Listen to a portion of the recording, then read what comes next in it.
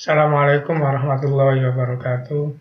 Bismillahirrahmanirrahim. Allahumma shalli ala Muhammad wa ali Muhammad. Allahumma la ilma lana illa ma 'allamtana innaka antal alimul hakim. Anak-anak sekalian, selamat bertemu lagi dengan saya untuk melanjutkan pelajaran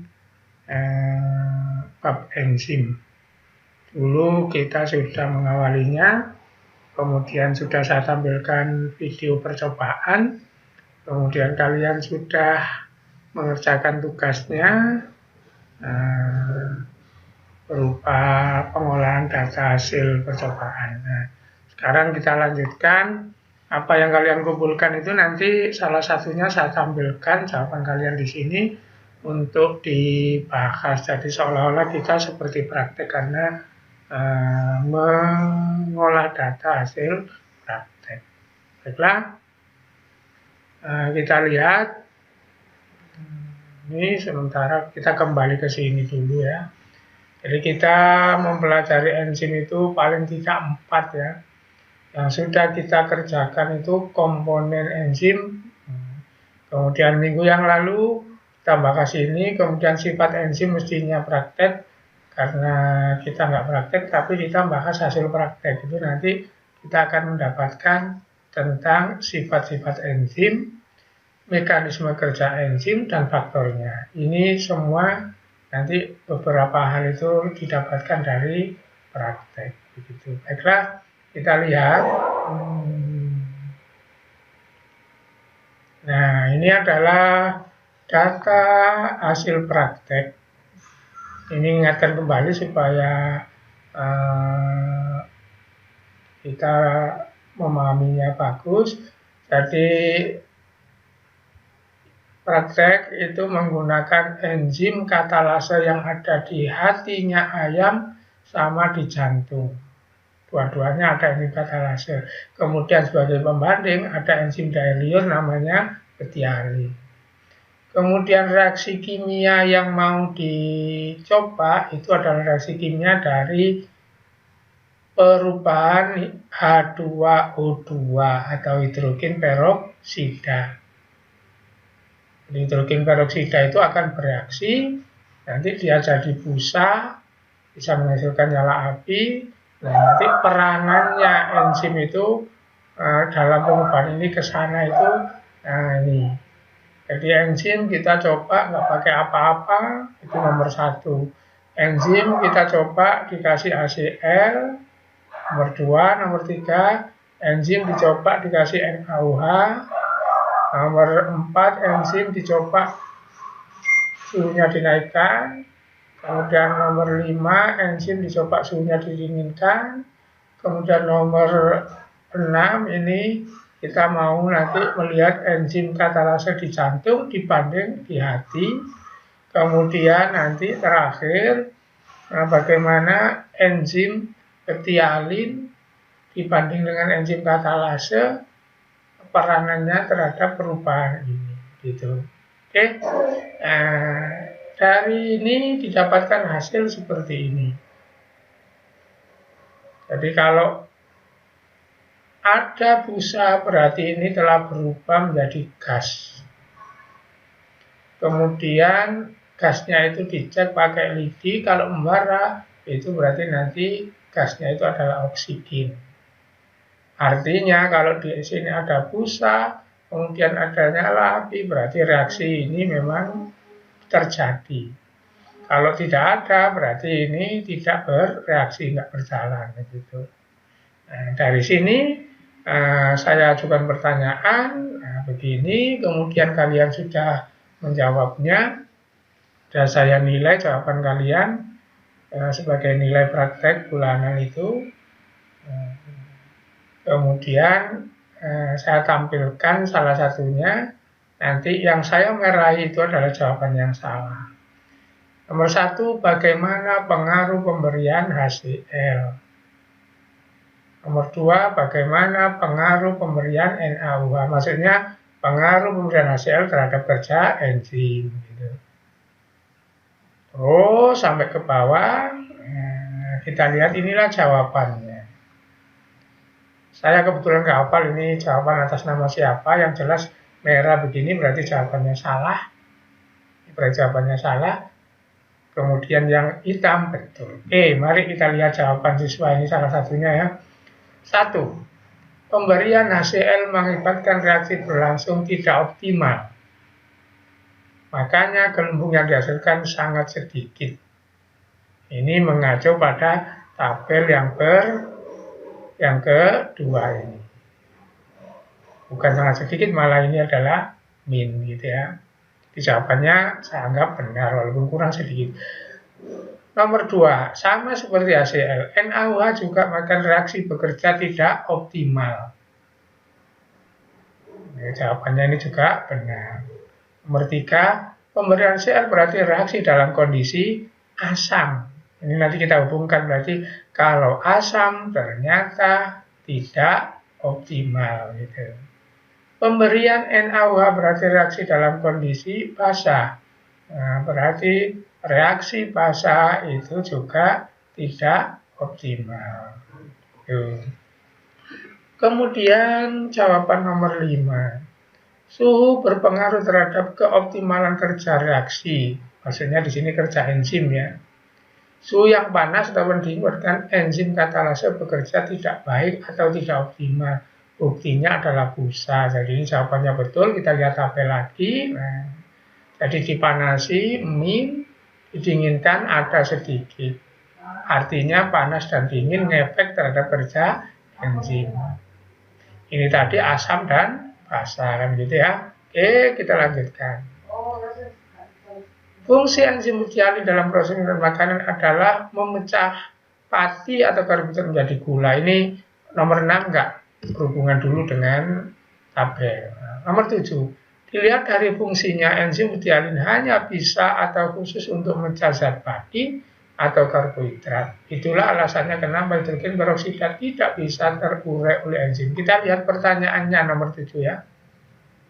Nomor 7 kok salah itu gimana? Mari kita lihat pertanyaannya. Nah, H2O2 diberi katalase berubah. Sementara kalau diberi betialin tetap. Dengan mengingat jawaban nomor 6, jadi nomor 6 ini dipakai jawab. Untuk nomor 7. Apa artinya? Coba diingat-ingat. H2O2 kalau dikasih katalase berubah, tapi kalau dikasih betialin tidak berubah. Jawaban nomor 6, betialin itu memang tidak untuk H2O2, tapi untuk karbohidrat. Jadi ini jawaban ini kurang tepat, mestinya jawabannya begini. Kita lihat pertanyaannya.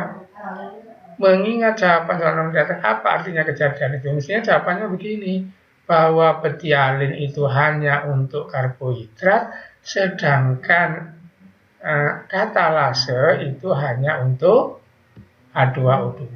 Atau kalau dibalik, H2O2 itu hanya dipecah oleh hidrogen peroksida, itu hanya dipecah oleh katalase, tidak dipecah oleh betialin. Jadi maksudnya betialin untuk karbohidrat, katalase untuk hidrogen peroksida gitu. Nanti ini menuju ke sifat enzim. Jadi ini seharusnya jawabannya begitu ya. Seharusnya gitu. Saya benarkan ini ya. Jawabannya itu ya. Di jawaban nomor 7 itu masih kurang bagus itu. Nanti aja. Oke. Sekarang kita lihat jawaban nomor 8 dulu. Jawaban nomor 8. Kita lihat pertanyaannya supaya pas. Nomor 8. Ekstrak hati dan ekstrak jantung sama mengandung enzim katalase, tetapi reaksinya berbeda. Apa maksudnya? Nah ini plus, ini min. Kalaupun ada sedikit sekali, padahal di sini sama-sama katalasenya. Di sini plus, di sini min. Apa artinya? Nah, kita lihat jawaban teman-teman. Karena adanya perbedaan kadar garam kadar konsentrasi enzim katalase di hati dan jantung. Maksudnya apa? Walaupun sama-sama ada katalase, tapi di hati lebih tinggi betul daripada di jantung. Artinya apa? Berarti enzim itu nanti di tubuh kita itu jumlahnya tidak sama. Oke, nah dari jawaban-jawaban itu sudah bisa disimpulkan ini benar. Faktor yang mempengaruhi enzim pH dari mana ini? Dari jawaban nomor 1, 2, 3, 4. Asam dan basa itu pH. Nanti pengaruhnya bagaimana kita perinci. Oke. Kemudian suhu. Dari mana itu kesimpulannya? Dari jawaban kalian untuk nomor 5. Kemudian kadar atau konsentrasi enzim dan substrat. Nah ini nggak ada ini ya. Kenapa nggak saya salahkan? Nah, ini ditulis, saya tahu ini tidak dari hasil praktek tadi. Jadi ini walaupun benar, ini tidak dari praktek. Jadi lain kali nggak boleh. Jadi ini membaca literatur. Di pH sudah betul, suhu sudah betul. Nah, kemudian kenapa ini saya salahin? Coba dilihat. Kadar atau faktor tersebut menyebabkan kerja enzim melambat atau tidak optimal sehingga reaksi yang ditimbulkan bisa sedikit. Kelihatannya benar. Faktor tersebut maksudnya faktor pH, faktor suhu. Kenapa? Kalau kalian melihat ini memang min. Tapi diingat-ingat ya, HCl, NaOH itu pH. Nanti ini pH itu ada keterangan asam, ada keterangan basa, kemudian ada pH tinggi, pH rendah. Jadi mestinya kalau ini memang melambat, tapi kalau nanti baca di sini jadi keliru. Apa pengaruh pH? pH bukan melambat. Kenapa? Ada keterangan pH mana yang memperlambat? Nah, itu pH asam. Kemudian pH basa, kan begitu ya. Jadi pH basa. Jadi kalau ditulis gini, faktor tersebut menyebabkan kerja enzim melambat atau tidak optimal. Jadi suhu menghambat, suhu yang mana, kan begitu. pH menghambat, pH yang mana. Jadi yang betul ini nggak usah begini. Nanti diperinci. Enzim pengaruh oleh pH, bagaimana pengaruhnya? Nah, nanti ada tadi di atas pH asam tidak mau, pH basa tidak mau. Gitu. Suhu panas tidak mau, dingin tidak mau. Jadi bukan suhu menghambat, bukan. Yang menghambat apa? Suhu terlalu rendah, suhu terlalu tinggi. Itu kesalahannya ini ya. Oke, kita lihat kesimpulan yang terakhir, ini sifat. Jadi kalau ini faktor, ini sifat. Hanya satu sifat adalah enzim bekerja secara spesifik, yang artinya enzim hanya mengaruhi substrat tertentu saja, seperti betialin hanya bisa mengubah zat mati atau karbohidrat. Nah ini betul. Dari mana? Dari kalau jawaban nomor 7 ini dibetulkan. Apa? Persisnya nomor 7 itu kan dengan nomor 6 tadi. Apa? Betialin hanya untuk karbohidrat, kemudian katalase hanya untuk H2O2. Atau dibalik, H2O2 hanya dirubah oleh enzim katalase, tidak dirubah oleh betialin, kemudian karbohidrat hanya dirubah oleh betialin. Itulah yang ini. Apa? Bekerja khusus spesifik enzim ini untuk itu, enzim apa yang lain untuk yang lain. Nah, jadi inilah pekerjaan kalian sudah benar. Ini kalau ditata jadi begini.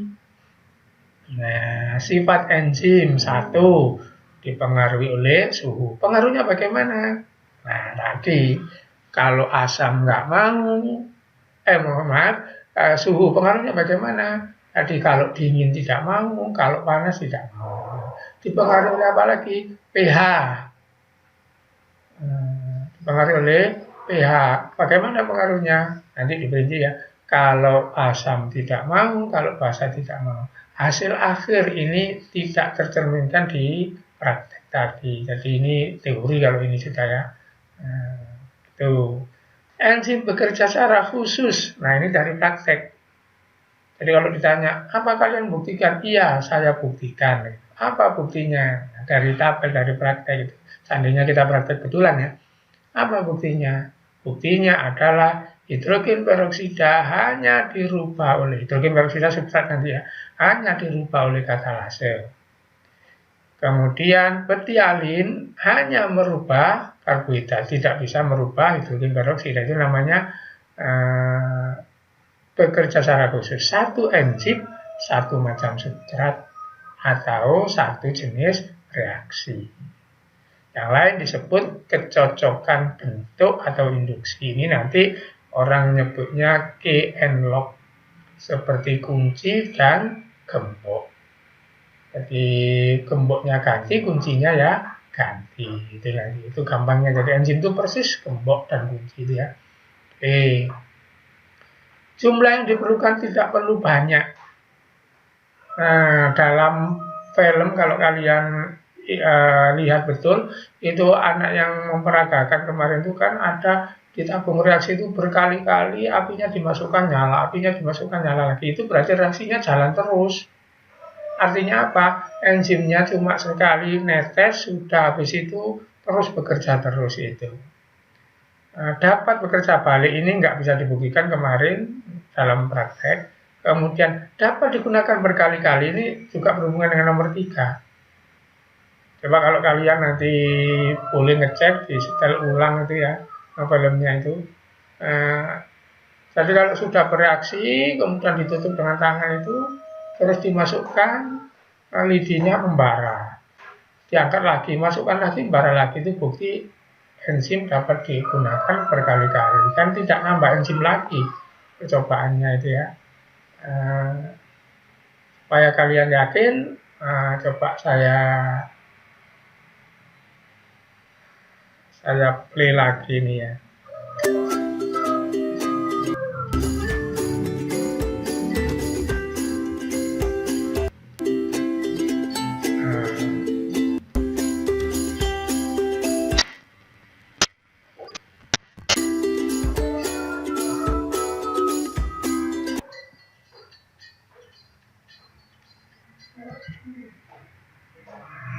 Bentar ya.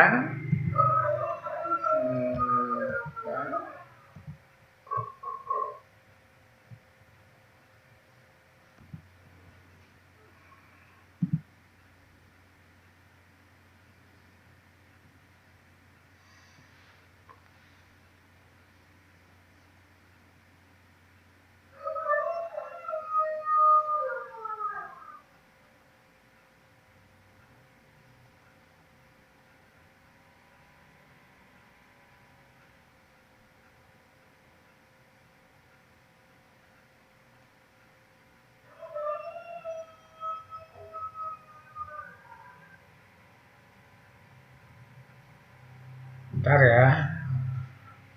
Playback error. Oke. Kita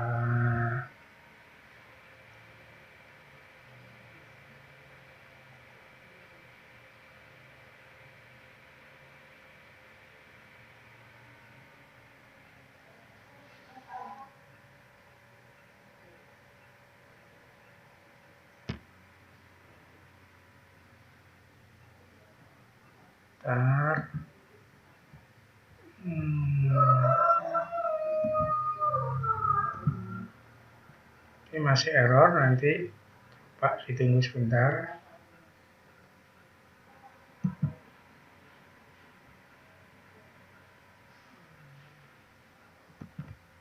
Kurang sabar itu ya.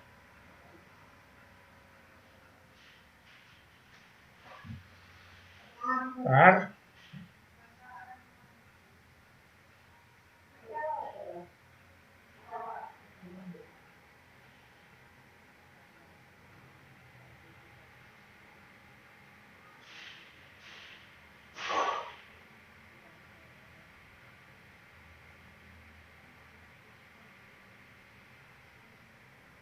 masih error.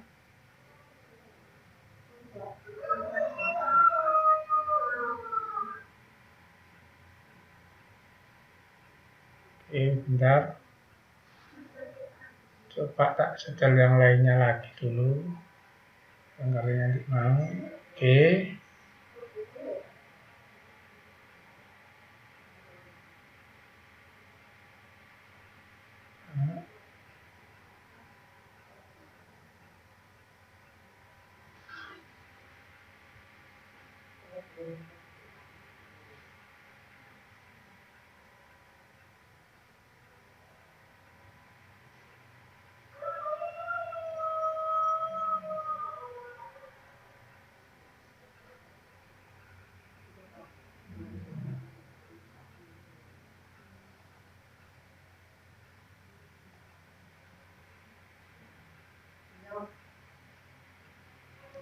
Oh, nggak mau ganti yang lain.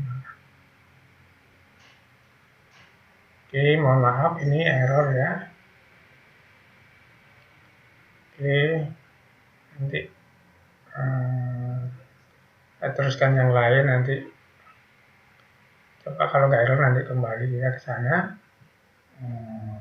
Jadi ini ya, tadi sudah sampai bekerja bolak-balik ini nggak bisa gini. Kemudian dapat digunakan berulang kali, ini mau saya cek ini nanti. Coba ke sana lagi. Nah, ini saya ulang lagi, sifat-sifat enzim dipengaruhi oleh pH. Bekerja secara spesifik, satu enzim, satu zat atau satu reaksi. Ini dibuktikan di percobaan, dibuktikan, ini tidak tadi. Diperlukan jumlah sedikit, dibuktikan. Koloid tidak. Kemudian dapat digunakan, maaf, dapat digunakan barangkali dibuktikan. Jadi yang tidak dibuktikan di percobaan itu satu ini sama. Oke. Kemudian sebenarnya apa sih yang dikerjakan oleh enzim itu? Coba kita lihat. Nih, sekarang kita masuk ke mekanisme kerja enzim. Apa sebenarnya peranan enzim dalam reaksi? Ini saya tampilkan lagi. Apa nanti di sini reaktan atau yang bereaksi? Gula sama air. Enzimnya dinamakan apa? Sendoknya, kan begitu. Sekarang sebagai pembanding. Nih, reaktan yang bereaksi. Sukrose bereaksi dengan air, nanti jadi glukose, jadi fruktose. Kemudian di sini ada tulisan enzim. Apa maksudnya? Sukrose dengan air di sini adalah gula dengan air. Gitu. Ya. Terus ini enzimnya sendok. Nah, kalau misalnya ini nggak ada, berarti sama dengan ini. Kalau ini ada, sama dengan ini. Kamu kan tahu bedanya.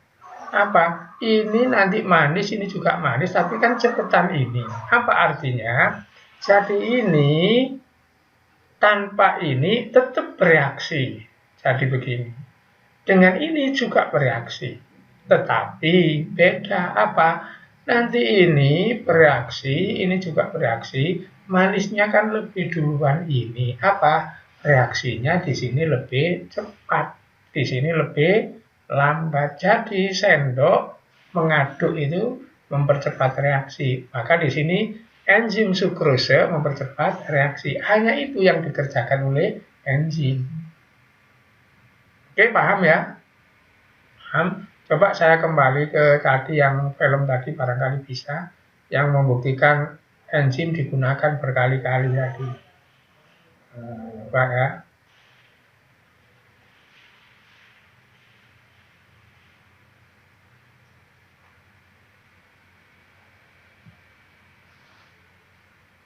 Harus sabar ini. Kalau nggak bisa ya terus saja nanti.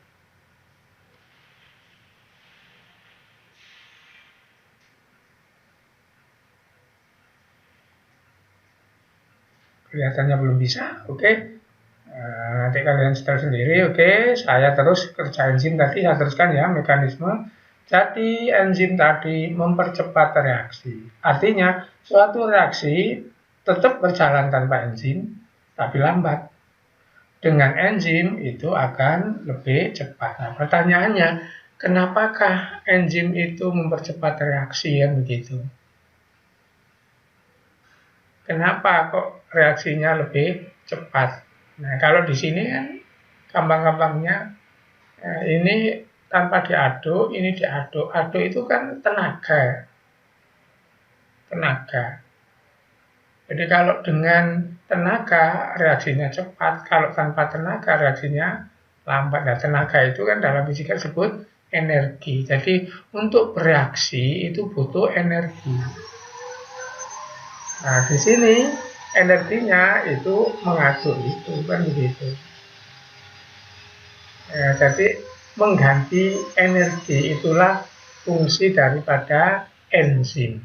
Mengganti energi untuk reaksi. Gitu. Coba kita lihat penjelasannya. Nah ini digrafikkan begini ya. Reaktan itu apa? Zat yang bereaksi. Gula, air tadi. Produk itu apa? Hasil reaksi. Terus ini sumbu vertikal. Energi. Energi apa ini? Untuk mereaksikan ini. Jadi A bereaksi, C bereaksi, nanti jadi polanya jadi AC, asalnya AB. Kemudian asalnya CD berubah jadi BD, gitu kan. Jadi ini adalah zat semula, ini zat hasil reaksi. Nah, untuk merubah ini jadi ini dibutuhkan energi. Kemudian ini progres perjalanan reaksinya. Berarti nanti ini reaksi paling topnya, kemudian nanti ini selesai. Nah, terus grafiknya ini, nah begini, apa? Berhubungan dengan energi. Jadi reaksi pertama nggak butuh energi. Puncak reaksi, reaksi kalau sudah berjalan separuh misalnya, membutuhkan banyak energi. Kemudian, kalau reaksi berangsur-angsur mau selesai, energi semakin turun. Kalau sudah selesai, produknya sudah lengkap, nggak butuh energi, nol lagi kan gitu. Itu cara bacanya ini. Terus gimana sekarang fungsi enzim? Nah, kita lihat. Nah ini ada dua reaksi. Yang di grafik merah ini adalah reaction with enzim, dengan enzim. Yang di grafik hitam itu adalah reaksi tanpa enzim. Nah, sekarang coba, ini free energi. Apa maksudnya? Energi untuk reaksi. Di awal, dua reaksi ini, baik yang tanpa enzim maupun dengan enzim, energi yang dibutuhkan sama. Di akhir selesai, sudah jadi produk juga sama. Tapi di puncaknya tidak sama. Jadi progres pas sampai separuh sini, demikian. Nah, apa maksudnya? Ternyata yang dengan enzim butuh energi sekian, yang tanpa enzim butuh energi sekian. Apa artinya? Artinya adalah suatu reaksi akan memerlukan banyak energi apabila tanpa enzim. Kalau dengan enzim memerlukan energi sedikit, jadi menghemat energi. Disitulah kalau kita nggak ngukur energi, dilihat dari luar, secara gampang enzim itu mempercepat reaksi karena dia menghemat energi. Nah, gitu ya. Nah ini. At a given temperature, catalyst reaction can run faster, lebih cepat, ya. Reaksi yang dikatalis lebih cepat. Kenapa? Loss energi, tidak membutuhkan energi, less energi. Kenapa? Nah, energinya sudah digantikan oleh katalis, oleh enzim, begitu ya. Nah, maka rendah. Nah ini. Jadi ini gampang-gampangnya kalau dengan enzim reaksinya butuh energi yang rendah, kalau tanpa enzim butuh yang tinggi. Karena kita nggak bisa mengukur energi, dilihat dari yang lain, kecepatan reaksi. Itulah yang sebenarnya dikerjakan oleh enzim, mekanisme kerja enzim. Nah, ini adalah gambaran dalam suatu reaksi yang dikatalis oleh enzim. Apa? Satu, ada molekul yang bereaksi. Nanti molekul yang bereaksi itu kalau sudah selesai jadi substrat. Dua, substrat itu nama lain adalah produk. Mohon maaf, molekul bereaksi itu namanya substrat, kalau sudah selesai bereaksi itu disebut produk. Tiga, ada enzim. Nah, coba kita lihat gambar. Apakah molekul yang bereaksi? Nah ini, bond itu senyawa. Senyawa sukrosa. Inilah disebut dengan substrat. Nanti kalau sudah bereaksi dia jadi apa? Glukosa, fruktosa. Inilah yang disebut dengan produk. Nah, substrat akan berikatan dengan sisi aktif enzim membentuk kompleks persatuan, dinamakan kompleks enzim substrat. Mana itu? Ini persatuan antara enzim dengan substrat. Kalau sudah selesai, coba substratnya asalnya begini, jadi demikian, enzimnya asalnya begini, tetap. Inilah yang dikatakan juga seperti gembok dan kunci. Kalau kita memasukkan anak kunci ke gembok, kuncinya kan tetap, gemboknya berubah. Ibaratnya ini on, off, on, off. Sementara kuncinya kan tetap. Itulah yang disebut dengan dia tidak terkonsumsi oleh reaksi itu. Enzimnya ini tetap. Jadi kalau nanti ada gambar apapun, persatuan antara zat dengan enzim, maka yang berubah itu adalah pasti substratnya menjadi produk, yang nggak berubah itu enzimnya. Coba kita lihat sekarang. Nah ini contoh gambar ini ya. Nah ini gambar dirubah-rubah bentuknya terserah. Ini enzim, ini substrat. Ini kompleks enzim. Nah sekarang substratnya dari begini berubah jadi demikian. Enzimnya tetap, gitu ya. Enzimnya tetap. Nah sekarang yang bawah ini. Jadi ini teori lock and key. Key and lock. Gembok dan kunci. Jadi ini kuncinya, ini gemboknya. Gemboknya berubah, misalnya ini gembok posisi off, ini posisi on. Gitu. Kontak mobil itu kan gitu, kontaknya tetap, yang ditancapi itu jadi on off, start on, nah, gitu ya. Nah ini kalau ini nggak cocok, nggak bisa masuk kan. Nah ini bentuk ini dengan ini cocok, itu nanti disebut induced fit. Di contoh seperti ini nggak bisa masuk sini. Tapi kalau ini kita mau kunci, kita bawa ke tukang kunci, ini direparasi jadi begini, masuk sudah seperti ini. Itulah yang disebut dengan teori ketepatan induksi. Yang mirip-mirip dengan ini virus ya. Virus itu juga begitu. Jadi virus itu nggak bisa, misalnya sekarang yang sedang ramai nih, virus pernapasan itu yang nggak bisa nyerang di luar pernapasan. Artinya gembok dan kuncinya itu di situ. Jadi misalnya dinamakan virus itu kuncinya, gemboknya pernapasan. Maka virus pernapasan nggak bisa menyerang lambung misalnya. Virus itu bekerjanya seperti itu. Itu nanti kita bab ketiga nanti kita bicarakan masalah DNA itu ya. DNA itu begitu. Cocok-cocokan gitu. Nanti ada istilah A, T, G, C itu nanti. Oke, lanjutkan. Itulah kerja enzim, disebut satu enzim satu substrat. Ya, nanti tadi apa di praktek tadi? Dimisalkan ini adalah katalase, kemudian ini adalah H2O2. Maka kalau H2O2-nya tetap, kita ganti yang di sini bukan katalase, tapi diganti betialin, nggak cocok tadi kan? Gitu. Oke, sekarang ini gambar yang lain. Jadi ini adalah enzim, kemudian ini sisi yang aktif dari enzim. Kita sudah dulu bahasnya di susunan. Kemudian ini adalah substrat.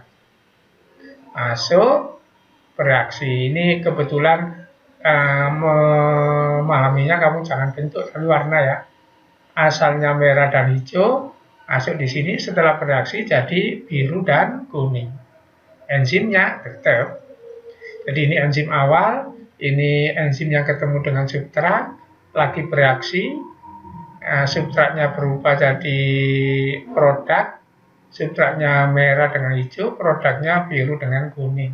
Enzimnya selesai. Gitu ya. Oke. Nah, jadi begini ya. Nah, substrat. Jadi enzimnya ini tetap substratnya nempel, keluar jadi produk enzim. Gitu ya. Oke. Gambar yang lain. Nah, ini substrat, ini enzim masuk di sini, ini makanya namanya kompleks antara enzim dengan substrat. Nanti ini tetap kembali seperti ini berubah, ya. Oke, nah ini sama dengan tadi. Jadi ini adalah enzim. Kok digambar warna lain? Ya, dulu sudah diterangkan ada apoenzim bagian protein, ada bagian non protein. Oke, nah kita kembali kepada faktor-faktor yang melalui kerja enzim. Mau kita perinci. Tadi sudah hasil jawaban kamu disimpulkan bahwa enzim dipengaruhi oleh suhu, bahwa enzim dipengaruhi oleh pH, itu dari praktek. Kemudian yang tidak dari praktek ini konsentrasi enzim, konsentrasi substrat, aktivator, bahan yang mengaktifkan enzim, kemudian ada inhibitor. Inilah beberapa faktor dari kerja enzim. Bagaimana pengaruhnya faktor-faktor tersebut? Ingat jawabannya temanmu tadi, suhu memperlambat itu salah ya. pH memperlambat salah. Sekarang kita perinci bagaimana pengaruhnya suhu, bagaimana pengaruh pH dan lain sebagainya. Oke, kita mulai pengaruh pH.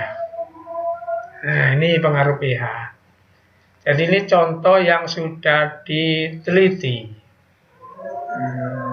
Jadi yang atas ini pengaruh suhu, yang bawah pengaruh pH.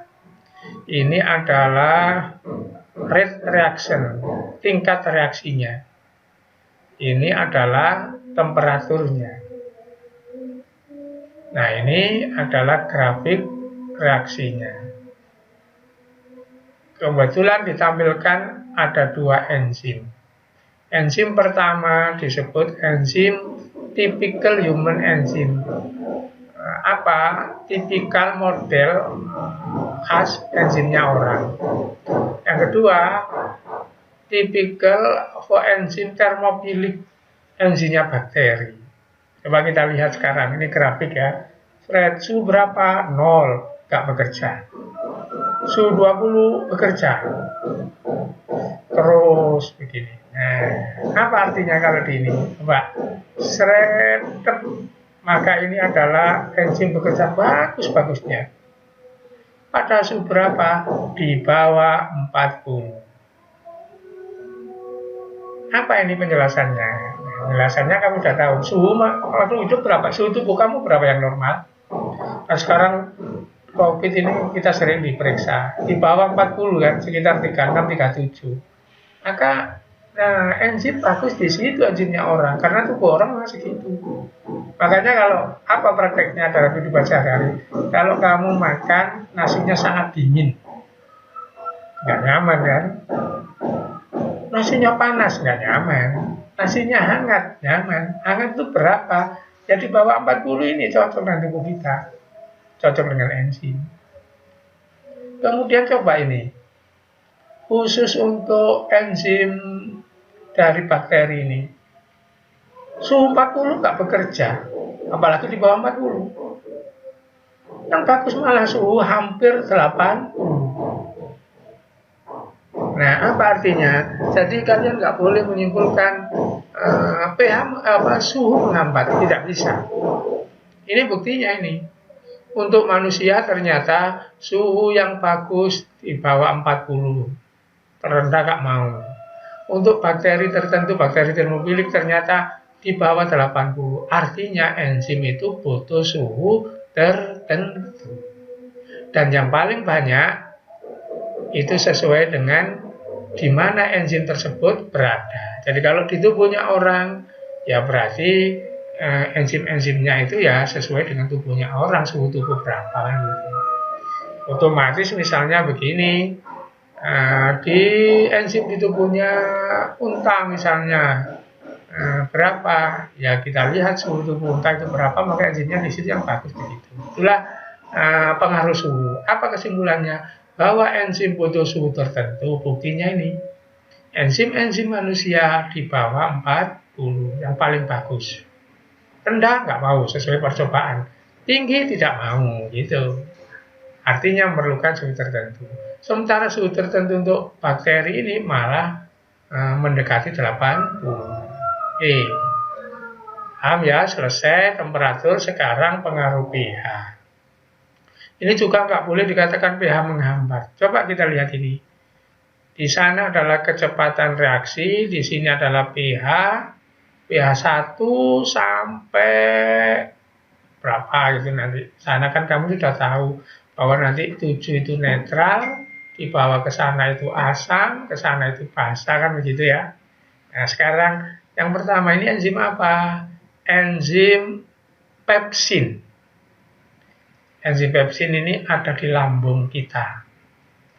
Kemudian ini enzim apa? Enzim tripsin, itu di usus kita. Sama-sama di tubuhnya orang ya. Coba kita lihat ini pH-nya. Ternyata enzim pepsin bekerja sangat bagus, top maksimal pada pH 2. Sementara enzim tripsin itu top maksimal pada pH 8. Jadi kita nggak bisa mengatakan enzim itu kena asam nggak bagus, nggak bisa. Di penjelasannya, pH bukan menghambat. Apa? Enzim butuh pH tertentu. Contoh, berapa pH yang diperlukan untuk enzim pepsin? Ternyata 2. Di mana enzim pepsin itu berada? Di lambung. Sekarang coba diingat-ingat, kalau kamu melihat di atas piring ada sambal, di atasnya ada potongan jeruk ngiler kan? Nah, itu lambung kita memang didesain untuk asam gitu. Mau ada sambal, tidak ada jeruknya saja, kita ngilernya nggak sama gitu ya. Jadi di lambung itu enzimnya butuh asam. Buktinya kalau makanan model-model gitu dikasih asam, kita selera makan kita naik. Tapi di usus itu ternyata 8 basa. Jadi kesimpulannya, setiap enzim butuh pH tertentu yang tidak sama. Begitulah faktor suhu dan faktor pH. Sebelum pindah ini saya ulang, jadi pH dan suhu, ini pH, ini suhu. Enzim butuh suhu tertentu, enzim juga butuh pH tertentu. Nah, begitulah cara faktor-faktor. Nah, berikutnya pengaruh konsentrasi. Konsentrasi itu adalah jumlah. Jumlah apa? Bukan jumlah enzim, karena di percobaan ditetesi 1 kali dipakai berkali-kali. Nah, jadi konsentrasi zat yang direaksikan dan zat yang hasil itu ya. Kenapa kok begitu? Karena nanti berpasangan. Sisi aktif enzim itu berpasangan dengan substrat. Maka nanti ada grafik seperti ini. Ini kecepatan reaksi, ini konsentrasi. Ini kenapa kok cepat gitu? Penjelasannya, karena sisi aktif enzim masih banyak yang nganggur. Kemudian kenapa kok ini stagnan? Nah, karena sisi aktif semua sudah ditempati oleh substrat. Gitu. Jadi kalau ada enzim bekerja, kemudian kamu tambahi sutra terus, lama-lama macet itu kalau sutranya ditambahi terus. Gitu. Tapi kalau suratnya nggak ditambah, dia bekerja terus sepanjang sisinya masih tersedia. Itu konsentrasi substrat itu mempengaruhi kerja enzim, bukan konsentrasi enzim ya, bukan jumlah enzim gitu. Ini contohnya. Jadi kalau konsentrasi substrat tambah banyak, kerjanya tambah naik, tapi ketika sudah nggak muat, sudah pol, sudah, maka ini kerjanya konstan. Jadi ini nggak boleh kalau sudah seperti ini ditambahin substrat, nggak bisa. Ini sudah maksimal gitu. Itu hubungan antara konsentrasi substrat dengan kecepatan reaksi atau kerja enzim. Diingat-ingat bukan jumlah enzim tapi jumlah substrat. Nah ini kalau aslinya di buku Campbell begini ya, sama penjelasannya dengan itu tadi sama. Oke. Nah, yang lain yang mempengaruhi enzim itu adalah zat yang mengaktifkan enzim. Kenapa sih kalau dikasih makanan, dikasih lalapan itu kok kita lebih bergairah? Nah, karena di lalapan itu ada vitamin. Nah, jadi vitamin itu memotivasi, mengaktifkan enzim. Apalagi ini seng, tembaga, nah ini ada di sayur dan buah. Makanya kalau kita makan ada sayurnya, ada buahnya, gairah makan kita bagus daripada makan nasi plus ikan gitu saja kan. Jadi kalau kita makan ada sayur, ada buah, itu berarti ada vitamin, ada mineral, maka kita makannya lebih nyaman, lebih nikmat. Itu karena enzimnya aktif. Diaktifkan apa? Diaktifkan oleh vitamin yang ada di sayur dan buah, itu serta zat ini unsur-unsur itu. Nah, itu apa yang mempengaruhi kerja enzim. Nah, sekarang ada zat lain yang mempengaruhi kerja enzim. Zat itu disebut inhibitor atau penghambat. Kita lihat gambarnya. Langsung aja ke gambar. Nah ini inhibitor. Ya. Apa ini enzim? Ini sisi aktif dari enzim yang nanti berpasangan dengan zatnya. Apa ini pasangannya? Pasangannya apa? Substrat yang mau dirubah. Nah, jadi misalnya apa ini katalase? Apa ini H2O2?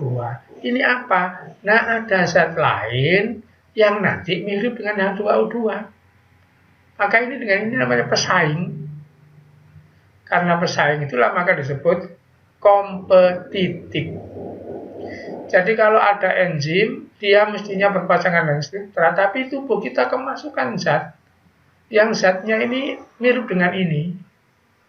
Maka enzim kita ini nggak berpasangan dengan zat asli, tapi berpasangan dengan zat yang palsu ini ke sana. Kalau ini sudah ada di sini, maka ini nggak bisa masuk. Terus kalau kamu nanya, apa Pak ini? Nah ini banyak kita mengkonsumsi zat-zat peniru itu. Sudah ada gula, kita pakai 1000 manis. Allah sudah bikin buah-buah, kita pakai rasa-rasa itu. Rasa nanas, rasa apa itu bahan kimia semua itu. Nah itu bekerjanya di tubuh nanti akan begini. Jadi kalau misalnya kita makan makanan yang kita beli kalengan apa dengan rasa-rasa itu kan bahan kimia. Katakanlah makanan X mengandung rasa jeruk. Nah, kemudian kita makan jeruk, maka bisa nggak efektif apa? Jeruknya ini yang asli kalah dengan itu tadi. Itu namanya inhibitor kompetitif. Gampang namanya inhibitor kompetitif. Nanti barang-barang tiruan yang kita konsumsi itu semua itu inhibitor penghambat. Nah nanti ada inhibitor model lain. Coba perhatikan ini. Tadi ada benda, ya. Benda ini nggak mirip dengan ini, nggak mirip dengan ini, sehingga nggak mengganggu sebenarnya. Tapi benda ini bisa nempel di sini. Anehnya kalau enzim itu ketempelan ini, permukaan aktifnya ini berubah. Jadi kalau ini seperti ini, pas untuk ini. Kalau begitu ditempeli ini, terus ini berubah jadi demikian, kan ini nggak bisa nempel ke sana. Jadi sebenarnya dia nggak menempati tempatnya ini, makanya dikatakan non kompetitif. Gitu. Jadi ada pesaing langsung menempati tempatnya substrat, namanya kompetitif. Ada pesaing tidak langsung karena merubah permukaan enzim, disebut penghambat non kompetitif. Begitulah penghambat. Nah ini contoh. Nah ini dengan ini pas. Kemudian ini masuk ke sini, maka ini nggak bisa. Ini kompetitif karena sudah ditempati. Nah, ini inhibitor lain, ini ditempati begini, maka yang ini berubah jadi seperti ini, sehingga ini nggak bisa masuk, maka itu non kompetitif. Nah, begitu ya. Nah, ini adalah klasifikasi enzim, golongan enzim. Jadi ini kimia kamu tahu, ada enzim nanti menghidrolisis,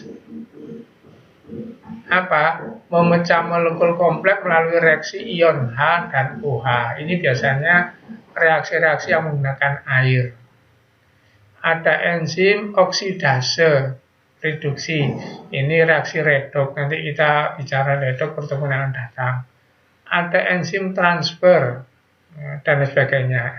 Nanti nama-nama enzim itu biasanya diberi nama menurut prosesnya atau menurut substratnya, tapi pakai akhiran se.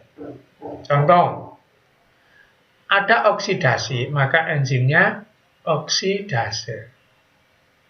Ada lipid atau lemak, maka enzimnya lipase. Gitu ya. Jadi boleh nurut prosesnya. Contoh, proses membentuk isomer, isomerasi, maka enzimnya isomerase. Begitu cara memberi nama enzim. Ini nama lainnya, kamu boleh baca sendiri. Nah, saya kira untuk urusan enzim ini sudah hampir selesai. Nah, sekarang tinggal sedikit nih, perhatikan. Enzim itu di mana bekerja? Gitu.